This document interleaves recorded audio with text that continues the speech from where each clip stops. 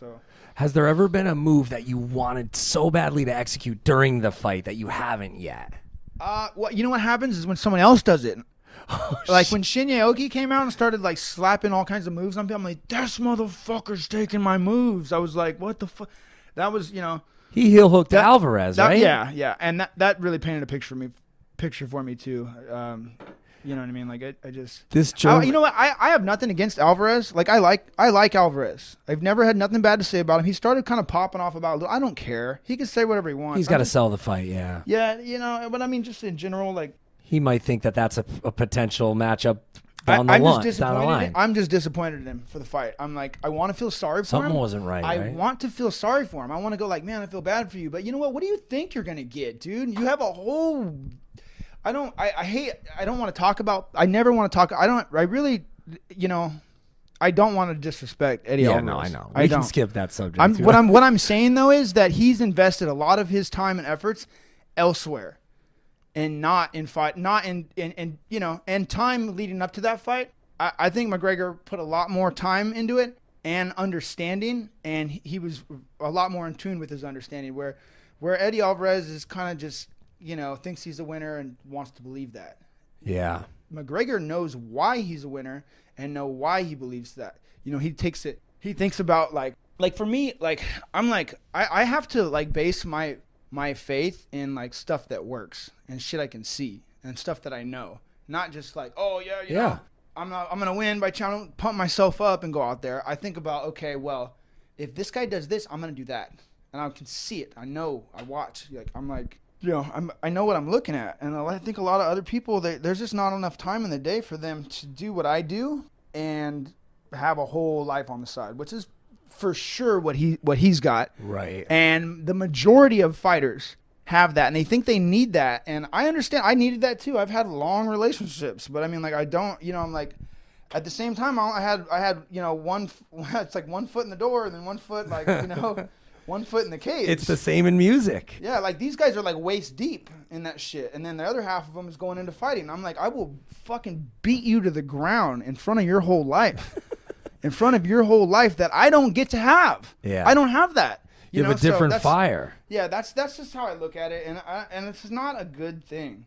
It's not a bad thing. It's just it's not the end of the world is how I got to look at it. It's like it's a curse. It's fucked. If I do it right, I can fucking make some money. Well, I think if you get the Nick Diaz brand into a situation where you're getting a constant paycheck passively overnight while you're sleeping, selling shirts, selling whatever products that you can market or you can get equity in companies in, this next big fight, I mean, believe me, I could sit here and be like, dude, I really want to see you fight Damon Maia, or I really want to see you fight this guy or that guy. But you need to do obviously the big money fights that are going to set you up for long term. Yeah, and these guys aren't really putting it all together to where, and as of right now, it's like that window, this generation. I mean, like, who's going to really, like I was saying about a lot of these guys, they haven't invested in the character.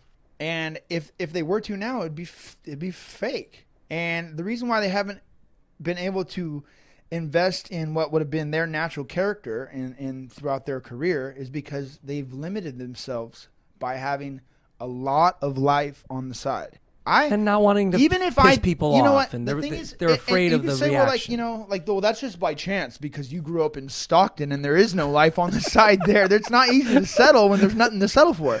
You know what I mean? So you don't, and that's that's kind of a sad thing. I mean, I think about it. I'm like, that's what it is. I'm like, I'm grateful for it. I mean, you want to say like, man, I would hate where I live, or I would hate I actually still want to live there. I mean, same here, man. I haven't been home this whole year. I've gotten all kinds of shit done. I made a whole shit ton of money outside of fighting. But I mean, I want to go home. I would like to go home. I would like to go home, teach class, train, get out on a swim, go on a ride. Well, we have an album. Our first album is called "Satisfaction Is the Death of Desire," and I got that from a Muhammad Ali interview where he's like, if I didn't have this desire to get out of the hood, to get out of a bad situation, I wouldn't have done it. Right. So I can't. I at the same time, it's like I can't blame people for indulging in a nice wife and a nice life with kids and all these happy things and a white picket fence. That's what I want too. But unfortunately, I don't get to fucking go there until I whoop your ass. Right. You know what I mean? I don't get to do that. And I'm not going. I mean, like, there's been times where I'm like thinking like I'm going in the wrong direction like that. Like maybe you get your girlfriend knocked up or something, but you don't know, but you're like, oh shit. Like, I'm like, going like, what am I gonna do? Like, I quit. If I had a kid right now, if I right now had a kid coming, it wouldn't change things for me, and I would go like, oh, now I really have to take this serious and go for it. I'd be like, no, now it's over. I'm done. I'm like, I'm not fighting, like, and having people depend on me. Like, I don't like that sort of support. Like, my parents, I don't even talk to them. I love my mom and dad, but I don't fucking see them. I don't talk to them. Right, you're not paying their mortgage or something. I don't fucking talk to them. I like to help out if I can. I don't talk to them because they know what I do. They want to know about it. They get in my business, and it doesn't enhance my sense of security. Yeah. And I don't think it enhances theirs either, so I stay the fuck out. That was a great thing you said on Opie, like when you said about just making your circle smaller. I had to do that in the music business. I didn't know how. I had to listen, like, let me tell you, let me just try to paint a picture for you. I was going to Las Vegas.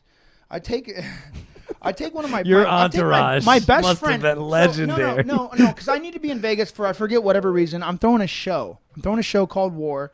This lawyer. Oh yeah, you promoted this lawyer, Jonathan Tweedale's talking me into throwing a show. We should throw a show. I'm like, okay, is this gonna make money? I still don't know what kind of money I made or lost on that thing, but like, you know, I'm trying to get this guy to paint a picture for me. We're throwing a show. I'm using my triathlon coach, Damian Gonzalez, to help throw it. And then we go to Vegas, right? I've got my friend I just started drinking. I didn't drink my whole 20s. Did not have one fucking drink. Wow. Yeah, it didn't sit right with me when I was back. Like, you know, when I started training, I like go out and try to have some drinks. It'd always kill my game, or I ended up sick after 2 drinks, and I wouldn't get drunk. It just didn't sit right with me. So I was, you know, I don't have time to fool around with this. I just knocked it off, and I didn't have any temptation to want to drink. I was like, drinking's bad for you. It makes me feel like shit. Yeah. I have to train tomorrow.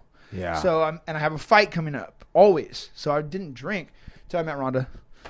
Ronda Rousey came to my house and she was like, motherfucker, you need to loosen up. Right. She was like, she put a bottle of tequila in front of me, boom, slid it over on the table. She's like, time for you to have a shot. I'm like, oh, all right, I'll get drunk with you. So, she's a bad influence. Oh yeah, no, she's great. I mean, who the fuck doesn't drink in their 20s? Like, come on. And well, yeah, that me, I didn't drink my whole 20s. I was 30 by this time. No, that's I was 29. Really disciplined. I was 29. Yeah, but there's no temptation when there's no understanding. You see what I mean? So I had fight. There's basically, I don't want to get drunk and get punched tomorrow. I want to go not get drunk and get punched tomorrow. That'll probably be better. So it's just simple. You know, I didn't drink. People don't understand. I'm like, I'm like, look, when I say 3 to 5 fights a fucking year, I mean it. Yeah. I mean when you time a straight punch like how McGregor did on Alvarez, when Alvarez was, what the fuck was that? He threw a right hand, okay, like a jab. Yeah. He didn't throw the right hand. He didn't set up his right hand or nothing. He poked 2 right hands out there at that guy, stuck his head forward, and threw 2 right hand arm punches at McGregor. McGregor slid back a half an inch like motherfucker. Oh, and it just missed. Like, yeah. What's that shit? Bow! Fucking crazy. Yeah. I'm like, what? And like, I mean, like, he come choked on. in the fight with Cerrone, though, too. I mean, and I thought he trained like somewhere where there's Timothy Bradley or somebody. I'm like, you didn't learn? Yeah, but no, guaranteed him putting a work in with them. And if he did, Timothy's working with them. And is putting him in and putting him on a level like way down here. It's like, oh yeah, you're doing good. When I go to spar Andre Ward, you get hit hard. He ain't working with me. That's what you don't understand. People are like, oh, you spar Andre. I go fucking spar Andre. Like, you know, I have a huge respect for Andre. I would never fucking talk shit to the guy. I would never be like, oh, I would take you down, or oh, I'd beat you to MMA. Right. I would never. I wouldn't. It's not even. I'm totally. He doesn't do that to me. Like, I don't do that to him. You know, I've had good days in there with him. I've had really bad days in there with him too. But at the same time, like, you know, there's a level of respect and understanding that goes on. But when I go in there to spar with somebody like that, you don't fuck around. Yeah. Is that the hardest you've ever been hit? No, it's not about that. That's not about that. I got hit hard when I was, like I said, when I was a kid, and I had fucking dummies trying to fucking fuck me up. 37-year-old dudes trying to fucking knock out a 15-year-old. That's fucked up. I've had to deal with that. I understand that. But, yeah, I understand getting hit hard and getting fucking, you know, knocked to shit and all that. It's a very clear understanding that I have. But as far as, like, you know, what it is when you go in to do some work with a high-level pro boxer. Yeah, like the kind of talks that were coming out of, like, the camp that McGregor was doing and the guys that he sparred and their reactions or All their right, the South African yeah, you're boxer. like, okay, yeah. oh, South African guy that, you know what? I would have beat the fuck out of that guy. If I had to spar that dude, I'd have beat the fuck. I spar Andre Ward, motherfucker. I'll beat your fucking ass. Yeah. Like that guy, I don't know who that guy is. That guy's a boxer, a legit pro. I don't know who the fuck he is, but I spar somebody who I do know who the fuck they are. Yeah. And so does everybody else. And I don't fuck around. I don't go in there and he don't work with me. Right. He basically tried to work me over. Yeah. And I'm like over here like dealing with it. You know what I mean? And learning how to deal with it and am dealing with it. And I come back and then make adjustments. Or you know what they do? They don't call me. Right. And then you know.